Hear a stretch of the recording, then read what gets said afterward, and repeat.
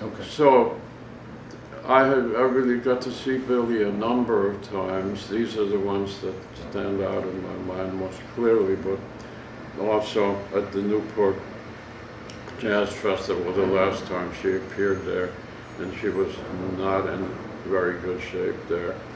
And then also once at Storyville in Boston, and I think we talked about Storyville before.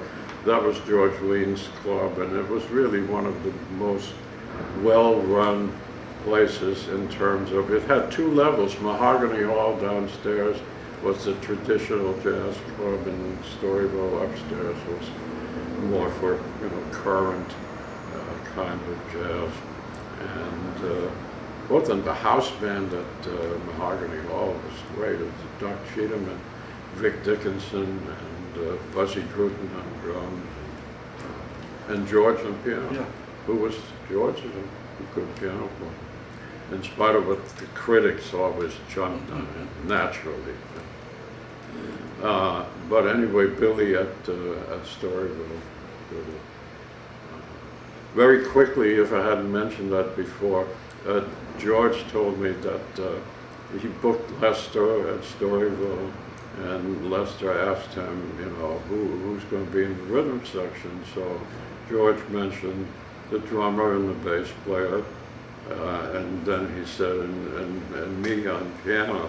And Lester, who apparently hadn't checked out George as a piano player, he was, very dubious about that.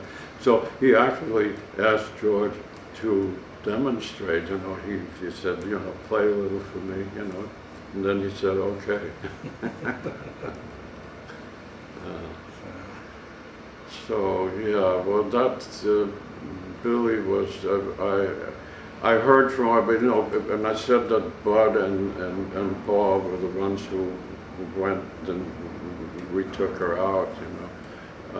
They were both very friendly with her, and they both told me independently of each other what a great cook she was. And Timmy Rosenkrantz and Chris Albertson shared an apartment in New York, which had been occupied before that by Billie and her husband, her last husband. And so that was another link. And the person who got that apartment for them was a woman named Millie Tufte, who was close to Billie in her later years. And Millie was quite a character. We'll talk about her sometime. But why did I bring her? Oh, one more thing about Billie, and I should have remembered that. Chuck Israels, the bass player, was at Brandeis briefly around the same time that I was, and he got a call that Billie was appearing at a place that it was like a big music tent somewhere outside of Boston, and they needed a bass player. The bass player had gotten sick or whatever, he was out. So Chuck asked me, would I like to come? And of course, so we drove there, and it was a very rainy night, and so everything went well as far as the performance was concerned.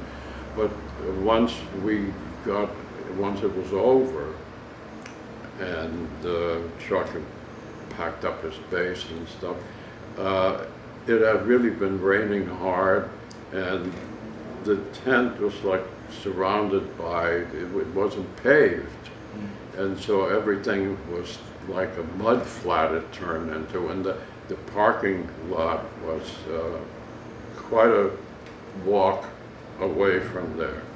And there she was, all by herself, and she told us, she said, the husband is in the car, So we took Chuck put his bass in the hands of the person who was part of the staff at the place.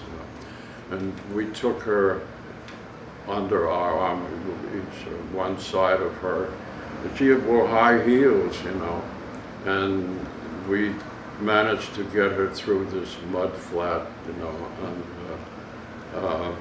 and before we came to the car,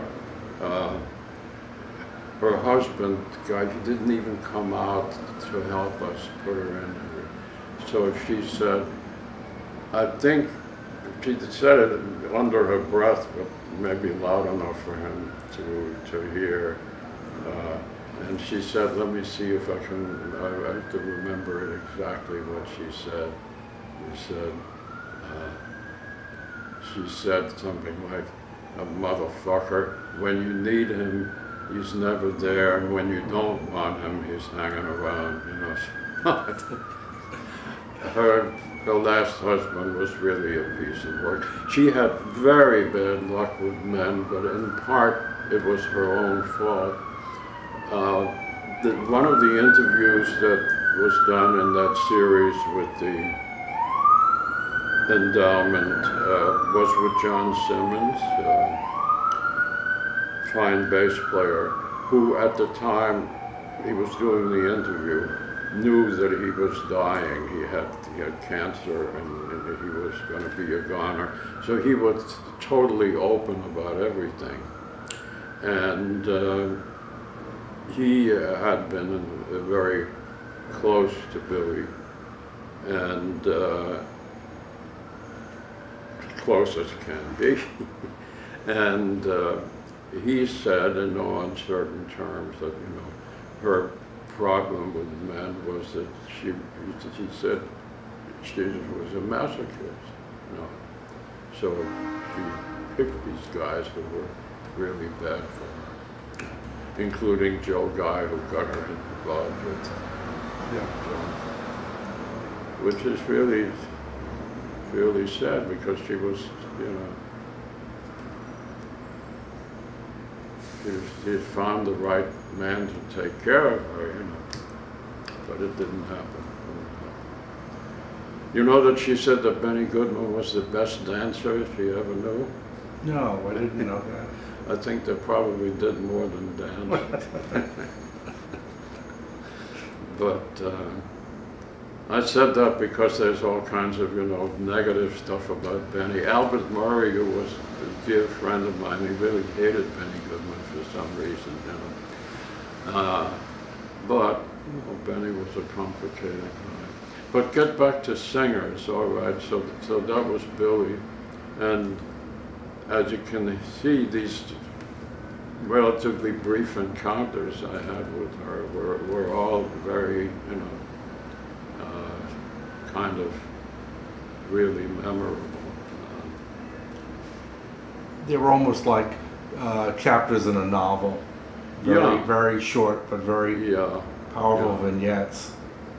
Yeah, you know, like they say, you know, you couldn't make it up. Except the one at the hi-hat, you know, that's very simple. But,